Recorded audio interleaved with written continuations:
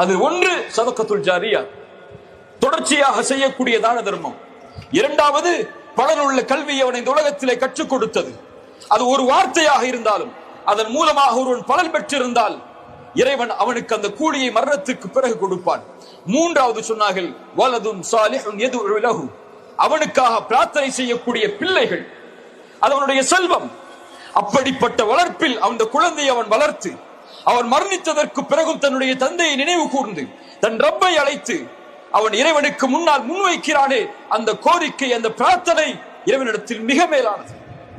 இந்த உலகத்திலே சிலரை பார்க்கிறோம், என்னுடைய தந்தை எனக்கு நலவு செய்யவில்லை, என் தந்தை எனக்கு எதிராக இருக்கிறார்கள், என்னுடைய நேசத்திற்கு, என்னுடைய முறைக்கு, என் தேர்ந்தெடுப்பிற்கு அவர்கள் மாற்றமாக நடக்கிறார்கள், நான் எப்படி அவரோடு நல்ல முறையில் நடந்து கொள்ள வேண்டும் என்று மார்க்கம் சொல்வதை கேட்க முடியும் என்று கேட்கிறார்கள்.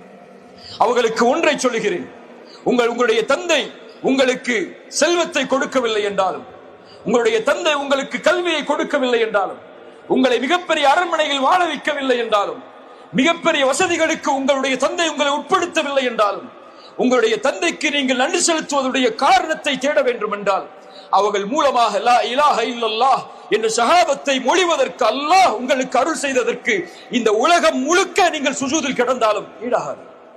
வேறு எதையும் அவர்கள் கொடுக்க தேவையில்லை உங்களுக்கு. அவர்களிடத்தில் நீங்கள் நல்ல முறையில் நடந்து கொள்ள வேண்டும் என்ற அடிப்படைக்கு, அல்லது நீங்கள் உங்களுடைய தந்தை, உங்களுடைய பெற்றோர்கள் உங்களிடத்தில் நல்ல முறையில் நடந்து கொள்ள வேண்டும் என்றால் பிரார்த்தனை செய்யுங்கள்.